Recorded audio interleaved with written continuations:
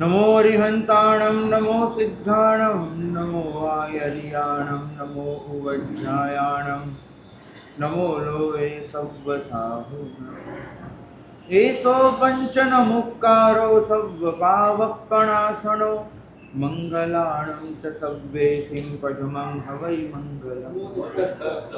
ધર્મના શ્રાવક જીવનના જે પાયાના ધર્મો છે એની વાત આપણે કરી રહ્યા હતા લલિત વિસ્તરા ગ્રંથના આધારે. ગઈકાલે 9 વાતો આપણે જોઈ, 10માંથી આપણે શરૂઆત કરી. શાસ્ત્રો સાંભળી લઈએ એટલું પૂરતું નથી. શ્રાવક સતત એના પર ચિંતન અને મનન કરતો હોય, કારણ કે માત્ર સાંભળવાથી કલ્યાણ ન થાય, પણ ચિંતન મનન કરીને એને પોતાની જાત સાથે જોડવાનો પ્રયત્ન કરતો હોય. એ વિચારે કે આ પરિસ્થિતિ મારા જીવનમાં આવે તો હું શું કરું. પોતે કોઈ પણ પરિસ્થિતિ માટે પહેલેથી તૈયાર રહેતો હોય. આને કહેવાય અનાગત ચિકિત્સા. મારી સાથે આવું બને તો એ વખતે હું કયા પગલાં લઈશ અને કેમ કરીને મારી જાતને હું સાવધ રાખીશ, સાવચેત રાખીશ.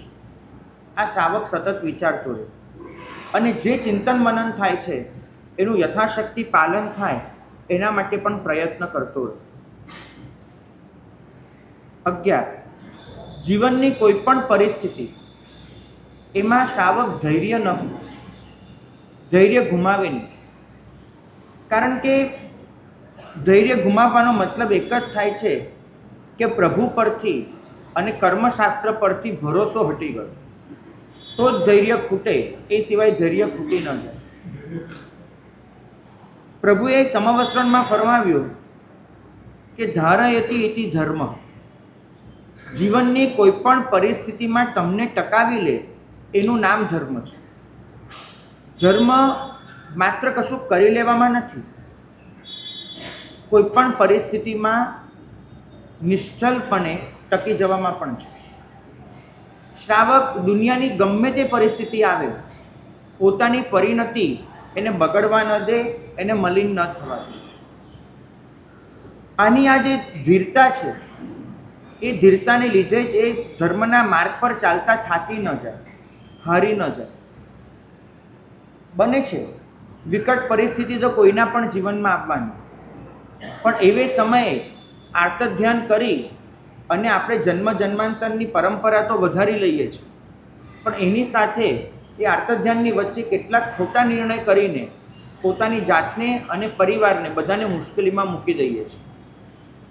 તો શ્રાવક એ આવનાર તમામ વિઘ્નોને પહેલેથી જોઈને બેઠો, અને જોઈને બેઠા પછી કોઈ પણ પરિસ્થિતિ આવે તો એને કેવી રીતે પહોંચી વળવું એની માનસિક તૈયારી હોય.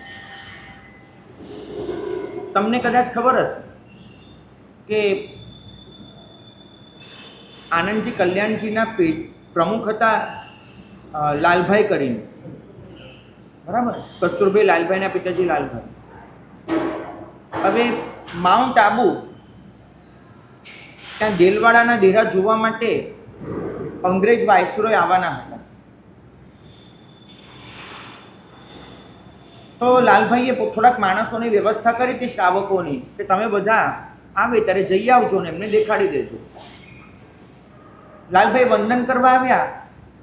નેમિસુરી દાદાએ કીધું લાલભાઈને કે લાલભાઈ તમારે જવાનું છે.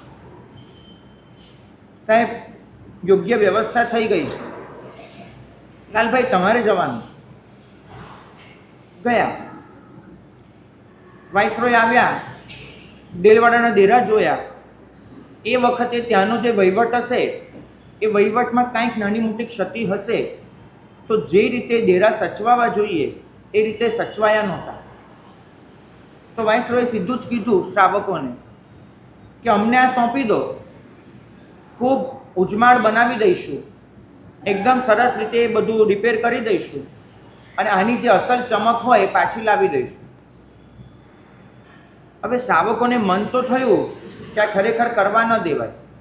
આપણું દેરાસર અંગ્રેજોને સોંપી અને પછી તો ક્યારેય પાછું હાથમાં ન આવે. પણ હવે વાઇસરોય જેવા વાઇસરોયને કહેવાની હિંમત કોનામાં હોય? બોલે કોણ? આ એક પ્રશ્ન. એ સમયના વાઇસરોય એટલે અત્યારે ભારતના વડાપ્રધાન બે એક સરખી વસ્તુ થઈ કદાચ. લાલભાઈ છે એ ઊભા થયા અને એમને કીધું કે આ દેરાસરનું જે પણ કરાવવાનું હોય ને અમે લોકો કરાવી લઈશું, તમારે ચિંતા કરવાની જરૂર નથી. સીધું જ મોઢે કીધું. તો કે તમે આટલી રકમ ક્યાંથી લાવશો, આટલા પૈસા ક્યાંથી લાવશો તમે? અંગ્રેજ સરકાર પાસે તો પૈસો છે, તમે ક્યાંથી લાવશો? બહુ મોટો આંકડો એને કીધો. લાલભાઈએ સીધો જવાબ આપ્યો કે આ જૈન સંઘની એક ડોશી પાસે પણ હું જઈશ ને, અને ડોશી પાસે જઈને કહીશ કે દેલવાડાનો જીર્ણોદ્ધાર કરવાનો છે, મને 1 રૂપિયો આપ, કે ડોશીમાં મને 1 રૂપિયો આપી દેશે. અને હવે તે 30 લાખ જૈનો પાસે જઈશ ને તો મને 30 લાખ રૂપિયા મળી જવાના છે, એનાથી હું જીર્ણોદ્ધાર કરાવી લઈશ, તમારે ચિંતા કરવાની જરૂર નથી. અને બોલવામાં જે પ્રતાપ હતો ને એ પ્રતાપને લીધે પેલો વાઇસરોય પણ શેહ પામ્યો, એને પોતાની વાત છોડી દીધી અને ત્યાંથી ચાલતી પડી. આ છે પ્રતાપ, ધીરજ. આજે શાવકોમાં છે ને તેજ નથી બચ્યું. તેજ આવે છે તમારી અંદરની ધીરતાથી, તેજ આવે છે તમારી અંદરના સત્વથી. સાધન કેટલા છે તમારી પાસે એ બીજા નંબરનો મુદ્દો છે, સત્વ કેટલું છે તમારી અંદર એ પહેલા નંબરનો મુદ્દો છે. કોઈ પણ પરિસ્થિતિમાં તમે કઈ રીતે ટકી જાઓ છો એ તમારું સત્વ છે. કોઈ પણ પરિસ્થિતિમાં તમે સહેજ પણ મૂંઝાતા નથી, ગભરાતા નથી, વિચલિત થતા નથી અને તમે અડીખમ ઊભા રહો છો, એ તમારું સત્વ છે. અને આ સત્વ, આ ધૈર્ય એ જ તમને ધર્મના માર્ગ પર આગળ વધાર્યા.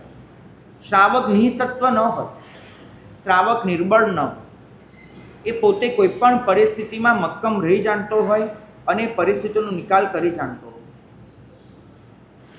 સત્વ જ્યાં ખૂટે છે ત્યાં સૌથી પહેલું તમારો ધર્મ મુશ્કેલીમાં મુકાય છે. કારણ કે શ્રાવકે સત્વ ઘટાડ્યું તો હવે એ સમાધાનના મુદ્દે જ જવાનું છે. સમાધાન હંમેશા સત્વ ખૂટવાની નિશાની હોય છે. જો એ સમાધાનમાં આપણે કશું પામતા ન હોઈએ તો શ્રાવક સમાધાનના માર્ગે ન હોય, શ્રાવક સત્વના માર્ગે હોય. અને આ સત્વ જો શ્રાવકો જાળવી લેતા હોય તો પછી કદાચ સંખ્યા ઓછી પણ હોય તો પણ એ સંખ્યાની વાત એ સૌએ સાંભળવી પડે અને એની નોંધ લેવી પડે. તો અંદરથી પહેલાં તો આ સત્વ વિકસાવવાનું, અને આ સત્વ તો વિકસે કે આપણે તદ્દન નિર્મળપણે પણ સાચી વાતને પડખે ઊભા રહેવા તૈયાર હોઈએ. સત્ય અને ન્યાય એનો પક્ષ લેવા આપણે રેડી હોઈએ. આજના શ્રાવકો કદાચ આરાધક બચ્યા છે, સત્વશીલ નથી બચ્યા. અમે શ્રાવકોને કહીએ છીએ કે તમે માસક શમન કરો, કે માસક શમન કરી લેવા તૈયાર છે. પણ એ જ શ્રાવકને કહીએ છીએ કે ત્યાં જઈને આટલું એ અધિકારીને મોઢે કહી આવો કે આ નહીં ચાલે, કદાચ શ્રાવક એના માટે રેડી નથી હોતો. કારણ કે એને એક જ ડર લાગે છે, પછી મારું શું? આ ડર એ શ્રાવકને ડૂબાડી દે છે. તો શ્રાવક ધૈર્યવાન, એ ધૈર્યને લીધે એ કોઈ પણ પરિસ્થિતિમાં ક્યાંય ગભરાય નહીં, મૂંઝાય નહીં. ચિંતનશીલ હોય શ્રાવક. ભવિષ્યનું ઘડતર કરવું હોય તો સતત વિચારતા જ રહેવું પડે. પ્રભુ કહે છે કે ચિંતનશીલ મનુષ્ય એ જ આ સૃષ્ટિને વધુ સારી અને સલામત રાખી શકે. શ્રાવક એ જ વિચારે કે પ્રભુએ મને પ્રતિનિધિ રૂપમાં પસંદ કરીને અહીંયા મોકલ્યો છે. આ શ્રાવકની એક ભાવના હોય. તમે કોઈ સંસ્થાને રિપ્રેઝન્ટ કરી રહ્યા છો. તમને નવાઈ લાગશે કે વિરચંદજી ગાંધી એમને આત્મારામજી મહારાજે મોકલ્યા શિકાગો ધર્મ પરિષદમાં જૈન ધર્મનું પ્રતિનિધિત્વ કરવા માટે. આટલી મોટી ધર્મસભા, અને ધર્મસભામાં લગભગ તે ધર્મના સંન્યાસીઓ જ આવ્યા હતા. એની સામે આને શ્રાવક તરીકે જવાનું હતું. અને આત્મારામજી મહારાજે પોતાની સાથે એમને 4-6 મહિના રાખીને બધી રીતે તૈયાર કર્યા.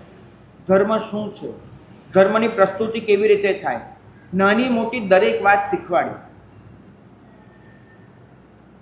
વિરચંદજી ગાંધી અને સ્વામી વિવેકાનંદ બંને બાજુમાં બેઠા હતા. જ્યારે સ્વામી વિવેકાનંદનો બોલવાનો વારો આવ્યો, આવી આ પ્રકારની ધર્મસભા એમાં વિવેકાનંદજી ખૂબ મૂંઝાઈ ગયા. પાછળથી વિવેકાનંદજીએ ખૂબ પ્રગતિને ઉન્નતિ કરી છે, પણ એની આ જે પહેલી ઘટના હતી એમાં એમને ખાસો ડર લાગ્યો, નર્વસનેસ, એક સભાને જોઈને જ આવતું હોય. પરિણામ એ આવ્યું કે એ પોતે ખરેખર જે પ્રસ્તુત કરવાના હતા એ ન કરી શક્યા. એમને વીરચંદજી ગાંધીને એક જ પૂછ્યું કે તમને ડર લાગે છે? તો કે એક માણસ તરીકે વિચારો તો ડર લાગે, પણ મારી જાતે અત્યારે એક જ અનુભવ કરી રહ્યો છું કે પ્રભુએ મને મોકલ્યો છે ને હું પ્રભુનો પ્રતિનિધિ છું. હું નથી બોલવાનો, પ્રભુ મારી પાસે બોલાવડાવશે, એટલે મારા મનમાં ડરનું નામો નિશાન પણ નથી. વિવેકાનંદે કહ્યું કે હું શરૂઆત કઈ રીતે કરું, મને શરૂઆત જ નથી સૂઝતું. વીરચંદજીએ કીધું કે એક જ શરૂઆત કરો, આ જે પણ ભેગા થયા છે ને એ આખરે તો આપણા ભાઈ અને બહેનો છે. તમે આ રીતે શરૂઆત કરો કે મારા ભાઈ અને બહેનો. અને કદાચ તમને ખબર હશે કે વિવેકાનંદજીએ આ સંબોધન કર્યું ભ્રાતૃભાવનું, એ સાથે જ એમને જે સ્ટેન્ડિંગ ઓવેશન મળ્યું, જે તાલીઓ પડી હતી, બસ એ તાલીઓએ વિવેકાનંદજીનો આત્મવિશ્વાસ બુલંદીએ પહોંચાડી દીધો. પણ આ ભ્રાતૃભાવ વિવેકાનંદજીના મનમાં રોપનાર એક શ્રાવક હતો, એ ભૂલતા નહીં. એ વીરચંદજી ગાંધી જેવો શ્રાવક કે ધર્મસભામાં પણ એનામાં એટલી હિંમત હતી કેમ કે એને એક શબ્દ વાપર્યો હતો, હું નથી આવ્યો, પ્રભુનો પ્રતિનિધિ આવ્યો છે. જો આ ભાવના આપણા ચિત્તમાં આવી ને દરેક ક્ષણે કે હું નથી, પ્રભુનો પ્રતિનિધિ છું, પ્રભુએ મને કેટલીક જવાબદારી સોંપી છે. જૈન હોવું એ માત્ર ધન્ય ભાગ્ય નથી, જૈન હોવું એક જવાબદારી છે. આ સૃષ્ટિને સલામત રાખવાની જવાબદારી, આ સૃષ્ટિમાં સત્યને ટકાવી લેવાની જવાબદારી, આ સૃષ્ટિમાં સત્ય અને ન્યાય એનો પ્રચાર પ્રસાર થાય એ જવાબદારી. જો શ્રાવક આ જવાબદારી સમજે ને તો એ મહાજન બને, અને શ્રાવક એ આ જવાબદારી ન સમજે ને તો લઘુમતીમાં જાય. બે ફરક પડી જાય, બરાબર? જો આ જવાબદારી જ્યાં સુધી સમજાય આપણને કે આપણે આ સૃષ્ટિના માલિક નથી, પણ આ સૃષ્ટિને તાલીમ આપનારા, ઘડતર કરનારા બાપના સ્થાને છીએ. બાપ હોય છે અને એ આખી સૃષ્ટિને પોતાની સંતતિ તરીકે જોતા હોય છે. હરિભદ્ર સુરી મહારાજે સમરાઈચ્છ કહામાં શ્રાવકપણાનો આદર્શ રજૂ કર્યો. એમાં પૂછ્યું કે શ્રાવક એટલે શું? તો એમને કીધું કે સવસ્સ જનની ભૂવો, આખી સૃષ્ટિ માટે જે મા બાપની જેમ ઊભો રહે એનું નામ શ્રાવક. આ એક બહુ પ્રચંડ અને આદર્શ આપ્યો છે આપણી સામે. તો શ્રાવક છે એ પોતાની ચિંતનશીલતાને લીધે આ સૃષ્ટિમાં ક્યાં શું કેવી રીતે સારું થઈ શકે બસ સતત એનો વિચાર કરતો રહે, અને એ માટે પોતાના તરફથી જે પણ આપી શકાય તે આપવાની મહેનત કરતો રહે. 13. શ્રાવક ક્યારે મૃત્યુને ભૂલે નહીં. અહીં તો પ્રભુ આગળ પ્રાર્થના કરીએ ને એમાં જીવન ઓછું મંગાય છે ને સમાધિ મરણ વધારે મંગાય છે. જીવતા બોધિ લાભ જોઈએ છે, મૃત્યુ વખતે સમાધિ જોઈએ છે, અને સમાધિ મરણમ પહેલાં મૂક્યું, બોધિ લાભ પાછળ મૂક્યું. કારણ કે શ્રાવક એને ખબર હોય કે મારા માટે આ ક્ષણ એ જિંદગીની છેલ્લી ક્ષણ છે, એ રીતે મારે જીવી લેવાની છે. આવતી ક્ષણ મળશે તે પ્રભુનો પ્રસાદ હશે, પણ મારા હાથમાં છે મારી આ ક્ષણ, અને આ ક્ષણને નજર સામે રાખીને જીવનની જાણે છેલ્લી ક્ષણ છે સમજીને શ્રાવક એનો કસ કાઢી લે, એને સારામાં સારી રીતે વાપરી લે. શ્રાવક 5 મિનિટ પણ બગાડે નહીં, કારણ કે એ શું ખબર કે જે બગડી રહી છે 5 મિનિટ એ જિંદગીની છેલ્લી 5 મિનિટ નહીં હોય, એની શું ખાતી. એટલે શ્રાવક દરેક મિનિટે દરેક સેકન્ડે એક જ વિચાર કરે કે મારે આ ક્ષણને જાળવી લેવાની છે. જીવનને સાર્થક કરવાની મહેનત કરે. જેમ આ લોકને સારો કરવાની મહેનત હોય છે એમ પરલોકને પણ સુધારવાની મહેનત કરે, અને જેમ પરલોક માટે હોય છે એમ ઇહલોકને પણ સુધારવાની મહેનત કરે. ભાગ્યશાળી સમાજશાસ્ત્ર એવું કહે છે, જ્યોતિષશાસ્ત્ર એવું કહે છે કે આખા દિવસમાં બોલાયેલું તમારું કોઈ એક વાક્ય એ અવશ્ય સાચું પડતું હોય છે. આખા દિવસમાં તમે જેટલું પણ બોલો એમાંથી એક વાક્ય અવશ્ય સાચું પડે. આવો એક નિયમ છે. વિચાર કરો માનો કે તમે કોઈ ઉત્તેજનાની અવસ્થામાં છો, ક્લેશ અને કશાયની અવસ્થામાં છો, અને એ અવસ્થામાં તમે કોઈ કંઈક ઊંધું વાક્ય બોલી દીધું અને એ જ વાક્ય પસંદ થઈ ગયું સાચું પડવા માટે, તો શું કરવું? તો શ્રાવક વિચાર કરે કે દરેક વાક્ય એ સાચું પડી શકે છે મારા દ્વારા બોલાયું. પૂજ્યપાદ મુનિચંદ્ર સુરી મહારાજ એમને બહુ સરસ કહ્યું હતું કે શ્રાવક એમ જ વિચાર કરે કે મારો ગમે ત્યારે ફોટો પડી શકે એમ. બરાબર. હવે તમે કોઈ સમારંભમાં ગયા હો અને સામે ફોટાવાળો આવીને તમને કહે કે સ્માઇલ કરો અને તમે હસો, એ અલગ મુદ્દો થયો, એ કૃત્રિમ હાસ્ય હોય. પણ પેલો ફોટાવાળો સતત ફરતો હોય અને તમે ગમે ત્યારે કેન્ડિડેટ ફોટોગ્રાફીમાં કેપ્ચર થઈ જવાના હો અને નક્કી ન હોય, અને એટલું નક્કી હોય કે તમારો એક ફોટો પડશે, કોઈ પણ એક ફોટો, અને આવતીકાલે પેપરમાં પહેલા પાને પ્રકાશિત થવાનો છે, પણ એ ક્યારે પડશે તમને પૂછીને નહીં હોય, તો તમે 2 કલાકને સમારંભમાં શું પ્રયત્ન કરશો? સતત કયો પ્રયત્ન રહેશે? હસતા રહેવાનો. ગમે ત્યારે આ 2 કલાકમાં મારો ફોટો પડી શકે છે, તો 2 કલાક સુધી આ જડબાના સ્નાયુ દુખી જાય ને તોય હસતા રહેશો તમે કે ભાઈ ફોટો પડી શકે છે ગમે. ભાગ્યશાળી પ્રભુ એ સમજાવે છે કે આયુષ્ય કર્મનો બંધ એ ફોટો પાડવા જેવી જ ઘટના છે, ગમે ત્યારે પડે છે, બિલકુલ સૂચના વગર આવે છે. આ ક્ષણે હું બોલી રહ્યો છું અને કદાચ એવું બને કે મારા આયુષ્યનો બંધ પડી રહ્યો હોય, મને ખબર પણ ન હોય. તમે આ ક્ષણે આ સાંભળી રહ્યા છો અને તમારા આયુષ્યનો બંધ પડે એ પૂરેપૂરું સંભવિત છે. તો જે વસ્તુ આપણા હાથમાં નથી અને છતાંય ખબર છે કે ગમે ત્યારે થવાનું છે, એના માટે શું કરવું જોઈએ?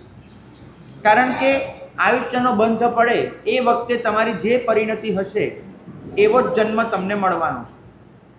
તો જ્યારે આપણને સમજાઈ ગયું છે કે કોઈ પણ ક્ષણે આયુષ્યનો બંધ પડી શકે છે, 2 કલાક એક ફોટા માટે હસતા રહી શકાય, તો મારો આવતો ભાવ જ્યારે નક્કી થવાનો હોય એના માટે હું સમાધિમાં કેમ રહી ન શકું? તો શ્રાવક માત્ર મૃત્યુને નજર સામે ન રાખે, શ્રાવક આયુષ્યના બંધને પણ નજર સામે રાખે, અને એ રાખીને પોતાની દરેક સેકન્ડ એ સારી રીતે પસાર થાય એ માટે એની મહેનત. 14. શ્રાવકના જીવનમાં ફરિયાદ ન. વિઘ્ન વગરનું જીવન હોતું જ નથી, કોઈ પણ દિવસ હોતું જ નથી. પણ શ્રાવક ક્યારે પણ કોઈની આગળ રોજના રડવા ન જાય. શ્રાવક ક્યારે પણ પોતાની તકલીફોનું વર્ણન કરી અને બીજા આગળ સહાનુભૂતિ ઉઘરાવવા ન જાય. કેમ કે પ્રભુ કહે છે શ્રાવક બિચારો ન. બિચારા હોવું અને શ્રાવક હોવું એ બંને સામસામેના છેડાની ઘટના છે. શ્રાવક બિચારો હોઈ જ ન શકે. તમને ખબર છે, સાવ માનસશાસ્ત્રના દૃષ્ટાંતથી કહું, એ દૃષ્ટિકોણથી તમારા રોજના તમે ગમે ત્યાં રડો, તમારી ફરિયાદો કરો, વાસ્તવમાં આ દુનિયા એવી થઈ ગઈ છે કે સામેવાળો માણસ છે ને એ મોઢે તો ગમે તે બોલે, અંદરથી તો રાજીપો અનુભવતો હોય કે બેટા આ જ લાગનો હતો, બીજું કાંઈ જ નહીં. બરાબર. આને આ જ થવા જેવું હતું. શું કામ આપણે કોઈની આગળ હાથ લાંબો કરવાનો? શું કામ એ સહાનુભૂતિ ઉઘરાવવાની? શું કામ આખી દુનિયા આગળ બિચારા બનવાનું? તમને એક જ વાત કરીશ. સિદ્ધરાજ જયસિંહ એને એક નગર પર હુમલો કર્યો, અને એ હુમલામાં એણે એવી પ્રતિજ્ઞા કરી હતી કે જ્યાં સુધી આ નગરને હું જીતું નહીં ત્યાં સુધી અન્ન પાણીનો ત્યાગ એને કરી દીધો. અન્ન પાણીનો ત્યાગ કર્યો, પણ પેલો કિલ્લો જીતાતો નથી ને તબિયત દિવસે ને દિવસે બગડતી જાય છે, ને રાજાની તબિયત બગડતી જાય, ઉપરથી જીતવાની શક્યતા ઘટતી જાય. હવે આનું કરવાનું શું? મંત્રીઓ ભેગા થઈને વિચાર કરે. રાજા કે મારી પ્રતિજ્ઞા છોડું નહીં. મંત્રી કહે કે આને કોઈ રીતે જીવાડી લેવો પડે, બચાવી લેવો પડે. એટલે મંત્રીઓએ એક કામ કર્યું. નગર હતું, એ નગરની બહાર રેતી, એ રેતીની અંદર એ નગરની એક આબેહૂબ નાનકડી પ્રતિકૃતિ ઊભી કરી. જેમ દેરાસર બને એની પહેલાં તમે કેવું 3D મોડલ બનાવો, એવું નગરનું 3D મોડલ ઊભું કર્યું. અને 3D મોડલ ઊભું કરી અને રાજાને કીધું કે આનો ધ્વંસ કરી નાખો. ગોઠવણ એવી રીતે કરી કે 3D મોડલની રક્ષા માટે, થોડું મોટું મોડલ હતું, એની રક્ષા માટે 15-20 સૈનિકો ગોઠવ્યા.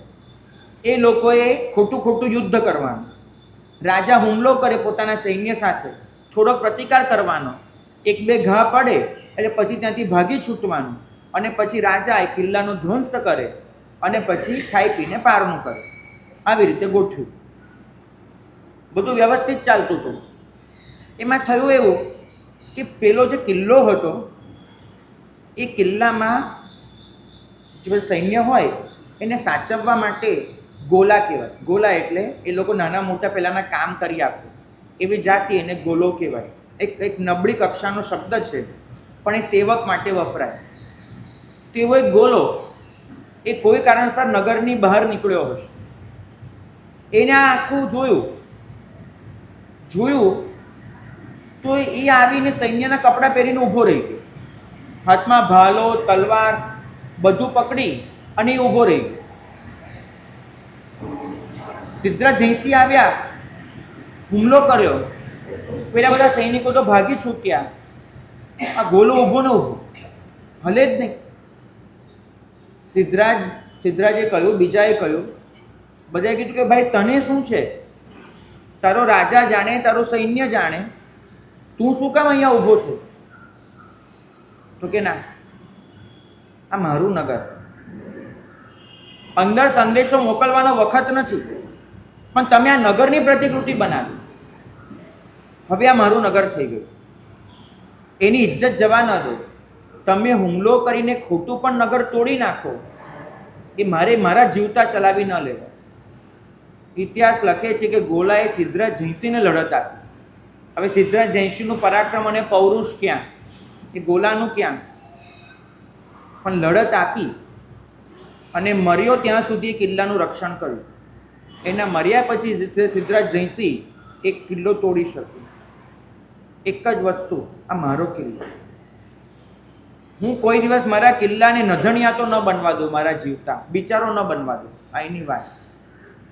ભાગ્યશાળી જે લલાટ પર પ્રભુનું તિલક કરો, જે લલાટ પર પ્રભુની આજ્ઞા માથે ચડાવો, પ્રભુનું શરણું માથે લો અને પછી કોઈની આગળ જઈને સહાનુભૂતિ ઉઘરાવો, આ તિલક નંદવાય, આ તિલકની શાન ઓછી થાય. એક વસ્તુ પૂછું, તમારો દીકરો તમે લાખો ને કરોડો ધરાવતા હો અને કોઈની આગળ જઈને પોતાના દુઃખ વર્ણવે અને 25,000 લઈને આવે તો તમે એને માફ કરો? તમે શું કહો કે ભાઈ ઘરની ઇજ્જત તો કંઈ રાખ, આ કોઈની આગળ શું માંગવા જાય છે? બરાબર, આ કોઈની આગળ શું બિચારો બને છે? મારા માથે છે એવું હું કહેતો હોઉં. અરિહંત શરણ છે, સિદ્ધ શરણ છે, સાધુ શરણ છે, ધર્મ શરણ છે, અને એ બધાએ મને શરણે રાખ્યો છે એવું હું કહેતો હોઉં, અને બીજી તરફ એ જ હું બધે જઈને બિચારો બનતો હોઉં, તો નથી લાગતું કે 4 શરણની લાજ આપણા દ્વારા ચૂકાઈ રહી છે? તો શ્રાવક ક્યારે પણ ફરિયાદ ન કરે. એ એટલો વિશ્વાસ રાખતો હોય કે જે થાય છે એ મારા કર્મ અનુસાર થાય છે, જે થાય છે એને જે જોયું હશે એ પ્રમાણે થાય છે, આમાં પણ મારું કંઈક સારું હશે. બિચારાપણું એ શ્રાવકને કોઈ કાળે શોભે નહીં. વિઘ્નો તો કોઈની પણ જીવનયાત્રામાં આવવાના, વિઘ્ન વગરનું જીવન હોય જ નશે. પણ શ્રાવક એ ધ્યાન સતત એ જ આપે કે આ વિઘ્નોની વચ્ચેથી પણ માર્ગ કઈ રીતે નીકળી શકે, અને માર્ગ કાઢીને, અને ધારો કે ન પણ નીકળે તો પણ હું આની વચ્ચે પણ સ્વસ્થતાથી કેમ ટકી જાઉં, આ એનું જીવન. 15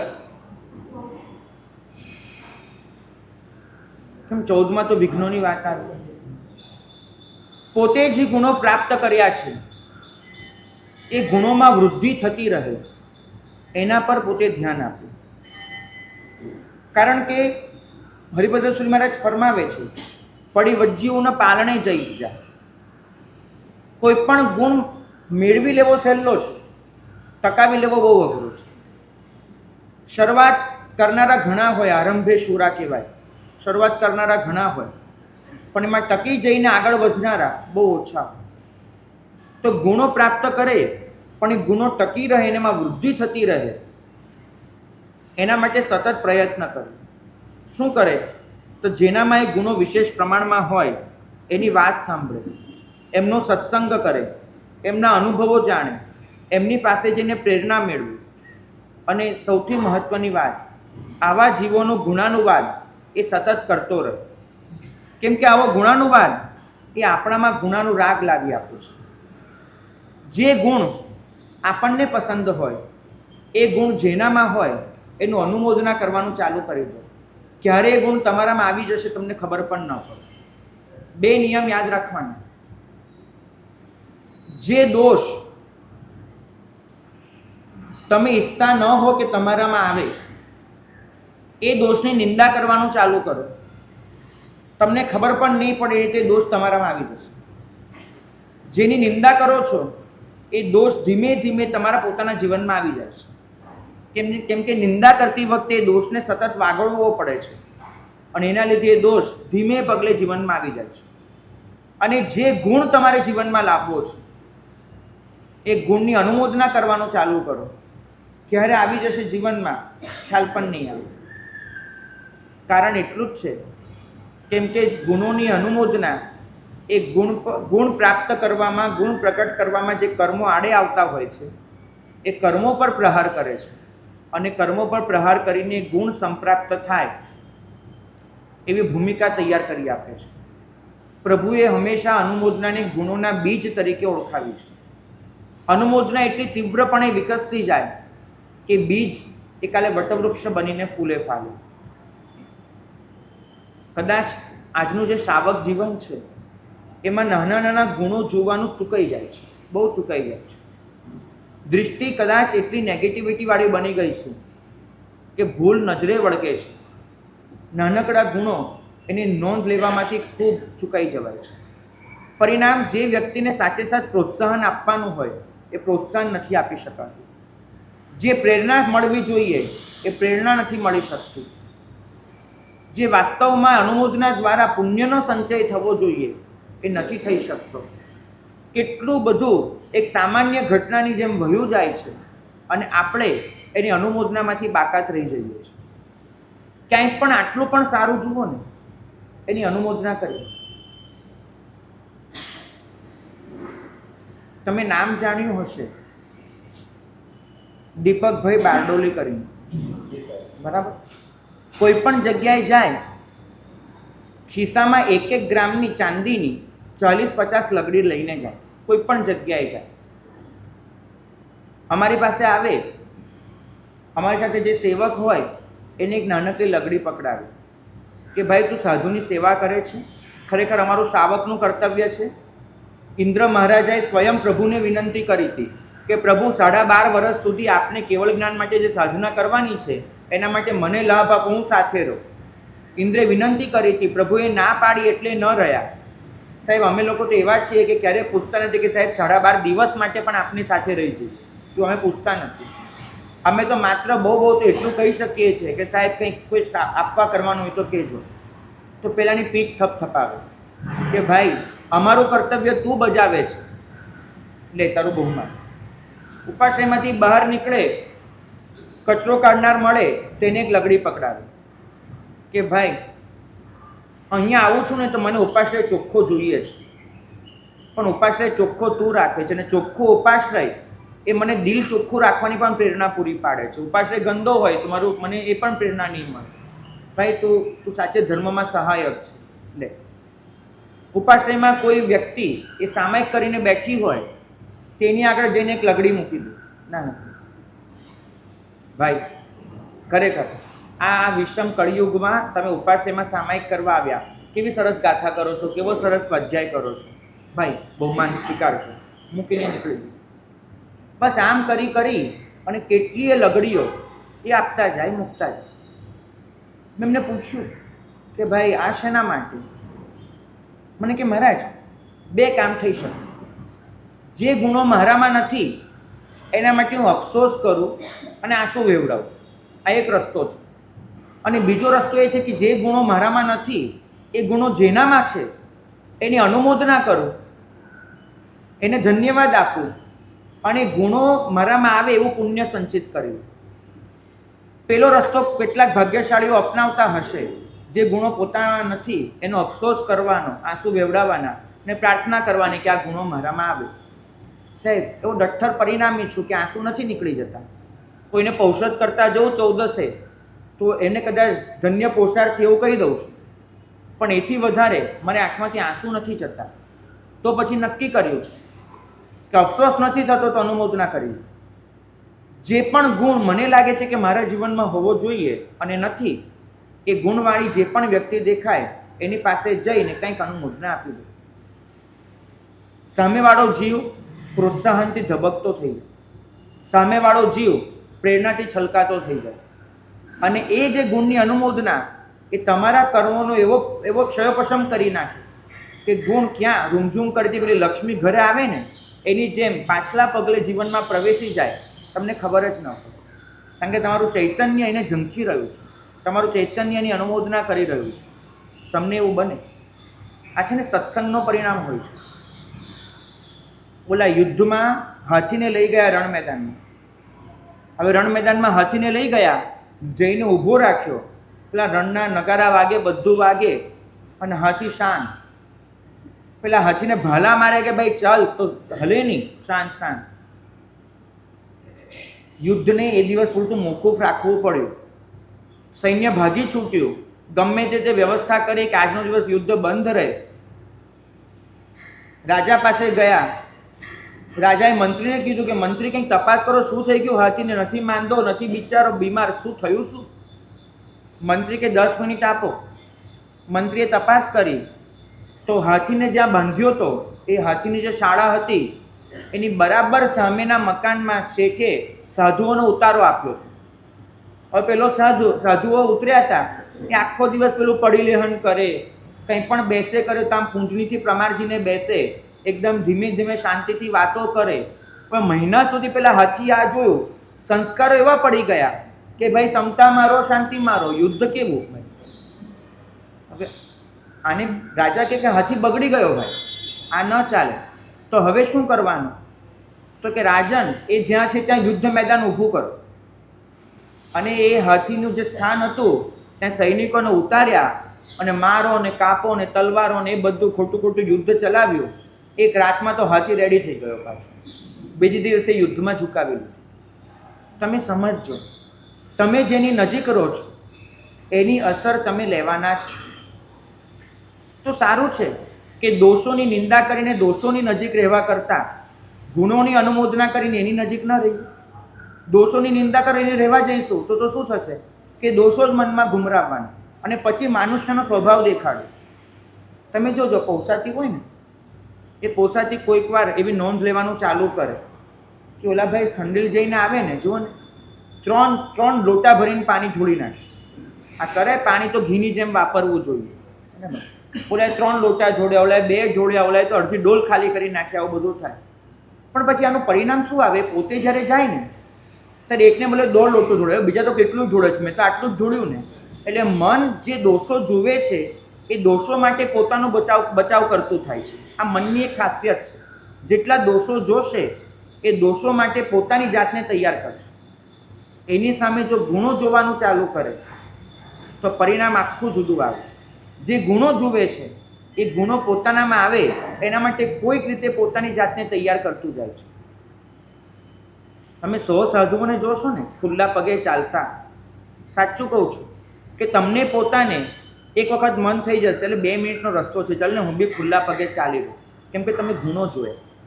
તો ગુણો જોશો તો જીવન સહજ રીતે ગુણમય બનશે. દોષોની નિંદા કરવાનું ચાલુ કરશો, જીવન સહજ રીતે દોષમય બનશે. તો શ્રાવક હંમેશા ગુણોની અનુમોદના કરતો હોય અને અનુમોદના કરીને પોતાની જાતને એ ગુણ પ્રાપ્તિ માટે ઘડતર કરતો હોય. 16 શ્રાવકના જીવનમાં પંચ પરમેષ્ઠનો જાપ અવશ્ય.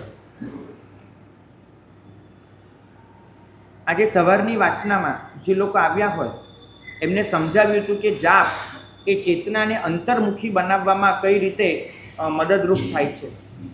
તો અંતર્મુખી ચેતના એ જ આત્માનું શુદ્ધિકરણ કરે છે. તો ચેતનાને અંતર્મુખી બનાવવા માટે જાપ એક સશક્ત માધ્યમ છે. એટલે શ્રાવકના જીવનમાં ઓછામાં ઓછા 108 નવકાર તો હોય જ, અને એથી વધારે જે પણ જાપ થઈ શકે એ કરતો હોય, પણ ભૌતિક ઈચ્છાથી નહીં. તમારા જીવનમાં બહુ બધા જાપ છે, ક્યાંક શનિદેવના, ક્યાંક આના, ક્યાંક આના, પણ લગભગ દરેક જાપમાં કોઈને કોઈ રીતે ભૌતિક ઈચ્છા પડેલી. પણ આત્મશુદ્ધિ માટે થઈને જાપનું આલંબન શ્રાવક લો. એક પ્રશ્ન તમને થતો હશે કે અંતર્મુખ ચેતના એ શુદ્ધિકરણ કઈ રીતે કરે? જ્ઞાની ભગવંતોનો જવાબ આપે છે કે ચેતના સ્વયં અમૃતમય છે, અને અમૃત જ્યાં પણ વહે છે ત્યાં એ બધું ચોખ્ખું કરતું જ જાય છે, કેમ કે અમૃત છે. માત્ર એ અમૃત જે બહાર ઢોળાઈ રહ્યું છે એ અમૃતને આપણે પાછું અંદર વાળવાનું છે, અને જેવું અંદર વળ્યું એવું શુદ્ધિકરણ ચાલુ કરી દેશે. 17 અરિહંત સિદ્ધ સાધુ અને કેવલી પ્રજ્ઞપ્ત ધર્મ, આ ચાર માટે ઉત્કૃષ્ટ કક્ષાનો બહુમાન ભાવ કેળવવો જોઈએ અને એમનું શરણ સ્વીકારવું જોઈએ. આવી શરણાગતિ એ સલામતી અને હૂંફનો અહેસાસ કરાવી અને જાત પ્રત્યે ભરોસો કેળવવામાં પણ મદદરૂપ બને. 18 પોતે જે દુષ્કૃત્યો કરેલા છે એનું સ્મરણ કરીને એ દુષ્કૃત્યો કેમ થયા એનું વિશ્લેષણ શ્રાવક સતત કરતો, અને વિશ્લેષણ કરવા દ્વારા પોતે પોતાની જાતનું એ ઘડતર કરતો હોય કે આવી પરિસ્થિતિ ફરીવાર આવે તો પણ પોતે દુષ્કૃત્ય કરી ન બેસે. આપણા ઘણા બધા દુષ્કૃત્યો છે ને એ તાત્કાલિક રિફ્લેક્શનના હોય છે. આપણે કશું વિચારીને કરવા જઈએ એ પહેલાં તો એ વસ્તુ થઈ ગઈ હોય છે આપણા હાથે. આપણે બોલી નાખીએ છીએ, કરી નાખીએ છીએ, અને પછી વારંવાર પારાવાર પસ્તાવો કરીએ છીએ. તો શ્રાવક એવું સંકલ્પ પણ લે કે જેનાથી એ દુષ્કૃત્યો વારંવાર ન થાય. દુષ્કૃત્યોને યાદ કરીને એનું વિશ્લેષણ કરીએ એટલે ભૂલો પણ સમજાય અને દુષ્કૃત્યોથી બચવાના ઉપાયો પણ જડે. અને એ જ રીતે પોતાના સુકૃત્યો એને યાદ કરીને એની અનુમોદના પણ ખૂબ કરવી જોઈએ, કેમ કે આવી અનુમોદના એ તમને એ સુકૃત્ય કરવાનું બળ પૂરું પાડે. એ પુણ્ય જે હોય એ કુશલાનુબંધી બનાવે. માટે સુકૃતની અનુમોદના પણ ખૂબ કરવી જોઈએ. અને સૌથી મહત્વનું, સ્વાર્થની પરિધિ તોડી નાખવી જોઈએ. શ્રાવક એ સ્વાર્થી ક્યારે પણ ન. સ્વાર્થનું વિસર્જન થાય ત્યારે જ વાસ્તવિક શ્રાવક ધર્મની શરૂઆત થતી હોય છે. તો ઉદારતા, દાક્ષિણ્ય, કરુણા, કૃતજ્ઞતા, નમ્રતા, આ બધા ગુણોનો વિકાસ એ શ્રાવક કરતો રહે, કેમ કે આવા ગુણો એ આપણને વાસ્તવિક ધાર્મિકતા સુધી પહોંચાડે છે. આપણો સ્વાર્થ, આપણો અહંભાવ એને ખલાસ કરે છે, અને એને ખલાસ કરીને આપણને એ બળ પૂરું પાડે છે કે જે બળ આપણે સૃષ્ટિ સાથેનો તાલમેલ બેસાડી અને ધર્મના માર્ગે આગળ વધી શકીએ. તો લલિત વિસ્તરા ગ્રંથમાં શ્રાવકના સામાન્ય પાયાના ગુણધર્મો તરીકે જે 20 વસ્તુ દેખાડી હતી એ આપણે જોઈ. આની સાથે અનેક ગ્રંથોમાં 35 ગુણોની વાત કરી છે, જે સામાન્ય રીતે માર્ગાનુસારીના 35 કહેવાય છે, પણ એ કોઈ પણ ધર્મમાં ઓતપ્રોત હોય છે. શ્રાવક બનીએ કે સાધુ બનીએ, એ 35 ગુણો એમાંથી જે યોગ્ય રીતે એ ભૂમિકા એને અનુરૂપ હોય એ તો પાળવાના છે. એક ગુણ જોઈએ આપણે, ન્યાય સંપન્ન વૈભવ. એક પ્રશ્ન આજે બહુ મોટો આવે છે અમારી સામે. કેટલાક શ્રાવકોની આજીવિકા એવી મલિન હોય છે, અને એવો શ્રાવક જો પૈસા ખર્ચવા આવે તેવો પૈસો સ્વીકારાય કે ન સ્વીકારાય?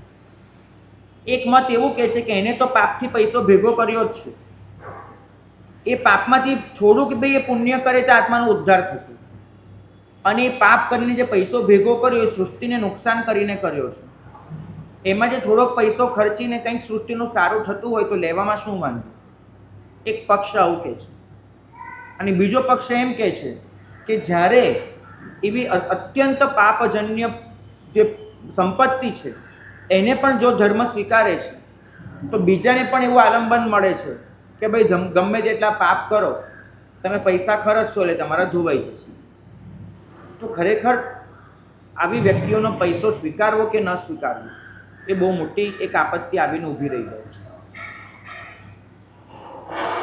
મને પોતાને એમ લાગે કે આમાં આ રીતે વિવેક થઈ શકે. જે ધર્મસ્થાનો એની પવિત્રતા, એની શુદ્ધિ અખંડિત રાખવાની છે, એવી જગ્યામાં આવો પાપનો પૈસો વપરાવો ન જોઈએ. જેમ કે ઉપાશ્રય, જેમ કે દેરાસર. હરિભદ્ર સુરી મહારાજે લખ્યું છે કે જે દેરાસરનું નિર્માણ ન્યાય સંપન્ન વૈભવથી થયું હશે, એ દેરાસરમાં સહજ રીતે તમને ભક્તિ અને વીરતીના પરિણામ જાગશે. કેમ કે દેરાસરમાં જે પથ્થર છે એ પથ્થર ન્યાયનો આવ્યો છે, અને જે જિનાલય એમાં અન્યાયથી મેળવેલું ધન, એનાથી જિનાલય બંધાયું હશે, એ જિનાલયમાં જઈને સહજપણે જે એકાગ્રતા અને આત્મશુદ્ધિ હાંસલ થવી જોઈએ નહીં થાય. અપવાદ હોઈ શકે ભાવની પરિણતિને લીધે, પણ સામાન્ય રીતે આવું બનતું હોય છે. કેમ કે કયા પૈસાથી નિર્માણ પામ્યું છે એના પર બધો આધાર હોય છે. તો જિનાલય, ઉપાશ્રય, આ બધા ધર્મસ્થાનો એ વાસ્તવમાં ધર્મ શીખવા માટેના છે, ધર્મ લાવવા માટેના છે. તો આવા સ્થાનોમાં પાપનો પૈસો આવે તેને રોકવો જોઈએ, એ નહીં લેવો જોઈએ. પણ કેટલીક બાબતો એવી હોય છે કે જેમાં આપણે કંઈ પામવાનું નથી હોતું, એમાં આપવાનું હોય છે. જેમ કે જીવદયા, જેમ કે અનુકંપા. આ બધું કેવું છે કે દયા દાન સ્વરૂપે છે. એમાં જો એ પૈસો જતો હોય તો એમાં કંઈ વાંધો નથી, કારણ કે આખરે તો એ સૃષ્ટિને નડતર કરીને પૈસો ભેગો કરેલો હતો. હવે થોડુંક કંઈક સારું થતું હોય, સૃષ્ટિનું સૃષ્ટિ પાસે પાછું જતું હોય તો જવા દેવું જોઈએ. તો આટલો વિવેક કરવાનો. દેરાસર, ઉપાશ્રય જેવી જગ્યાએ પાપનો પૈસો બહુ ન આવી જાય એની તકેદારી રાખવાની, અન્યાયનું ધન ન આવી જાય. શું ભાઈ? અનીતિનો અર્થ છે ને સરકાર સાથેની છેતરપિંડી. આજના જમાનામાં એવો અર્થ કરવો શક્ય નથી. કેમ કે ઘણા બધા શ્રાવકો સાથે વાત કર્યા પછી મને એક વસ્તુનો ખ્યાલ આવ્યો કે કોઈકને કોઈક રીતે સરકારને આપવાની જે રકમ હોય છે ટેક્સ વગેરેમાં થોડુંક તો સરભર લગભગ દરેક શ્રાવક પોતાની રીતે કરતો હશે. એટલે એ વસ્તુ તો જોઈ શકાય એમ નથી. પણ અનીતિનું ધન, એની મોટી જાડી વ્યાખ્યા કરું તો આ રીતે વિચારી શકાય. પેલું તો વિચારવાની જરૂર છે જ, પણ એ આ જમાનામાં સંભવિત નથી રહ્યું. તો અનીતિના ધનની આવી વ્યાખ્યા કરું કે જે પૈસાના ઉપાર્જનમાં પંચેન્દ્રિય જીવોની ભયંકર હિંસા હોય, જે પૈસાના ઉપાર્જનમાં બીજાને ખૂબ દુઃખ અપાયું. જેમ કે અમે એક નાનકડા શહેરમાં લાંબો સમય રોકાયા હતા, અમને બહુ પાછળથી ખબર પડી અને પછી ખરેખર આંસુ આવી ગયા હતા. એ શહેરમાં રહેતા મોટા ભાગના જૈનોનો ધંધો ધીરધારનો. આજુબાજુના 100, 150, 200 ગામ, એ ગામમાં સાવ આદિવાસી જેવી જ પ્રજા રહે. એ લોકો પાસે ચાંદીના કડા, ચાંદીના બલોયા, આવા મોટા મોટા ચાંદીના ઘરેણાં હોય, જે પણ હોય એ લોકોને ત્યાં લગ્ન વગેરે આવે, કોઈ પણ પ્રસંગ આવે, કંઈ પણ તકલીફ આવે એટલે મૂકવા માટે આવે. અને જે ઘરનું એક વખત આવ્યું ને ક્યારેય પાછું ન જાય, ક્યારેય પાછું ન જાય. ટકાવારી એટલી ઊંચી વ્યાજની, ત્યારે એના ચક્કરમાંથી પેલો બિચારો બહાર જ ન નીકળે. લોહીના આંસુનો પૈસો. તો જે પૈસો આવી રીતે ભેગો થયેલો છે, કોઈને અત્યંત પીડા આપીને. 3, કોઈકની સાથે બહુ જ ભયંકર છેતરપિંડી કરીને જે પૈસો ભેગો થયો છે, જેમાં સરકાર સાથેની પણ બહુ મોટી છેતરપિંડી, એટલે દાણચોરી જેવું બધું આવી ગયું. આવું. 4, સમાજ જેને અનીતિ ગણે છે એવા ગુનાહિત કૃત્યોમાંથી એ પૈસો પેદા થયો હોય, તો આવા પ્રકારના પૈસા એને અત્યારે અનીતિના ગણવા જોઈએ. અને એવી વ્યક્તિ જો ધન ખર્ચવા આવે તો એને બહુ વિનમ્રતાથી કહેવું જોઈએ કે આવો પૈસો એ અમને ચાલતો નથી. હા, ખોટું બોલવાનું બધું આવ્યું ને, કે સમાજ જેને ગુનાહિત ગણે છે, આવું બધું આવી ગયું.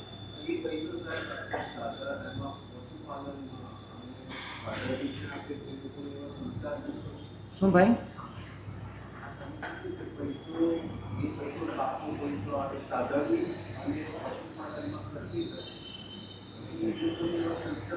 જીવદયાને અનુકંપા કીધું બરાબર. એટલે પાંજરાપોળ વગેરે ચલાવી શકાય. એવી પૈસામાંથી અનુકંપાનું કાર્ય કરવું હોય તો કરી શકાય, કેમ કે એમાં કોઈકનું ભલું કરવાનું છે. પણ ધર્મસ્થાનોમાં આવો પૈસો ન આપવા દેવો જોઈએ. બીજો ગુણ છે આની સાથે વિવાહ વિધિ. 35 ગુણમાં બીજો ગુણ વિવાહ વિધિ આવે છે. થોડીક સામાન્ય વાત કરી લઉં લગ્ન જીવન વિશેની. આપણી મર્યાદા વર્ણવું છું.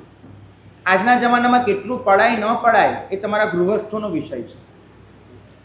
પહેલું કે લગ્ન એવી વ્યક્તિ સાથે કરવા જોઈએ કે જેનું કુળ અને જેનું શીલ એ સમાન હોય પણ ગોત્ર જુદું હોય. સમાન ગોત્રમાં લગ્ન કરવામાં આવે તો જેનેટિક મ્યુટેશનને લીધે આરોગ્યની ગંભીર તકલીફો થાય. માટે જ આપણે ત્યાં ફઈની દીકરી, ફઈના દીકરા એ બધા સાથે લગ્ન કરવામાં નથી આવતા.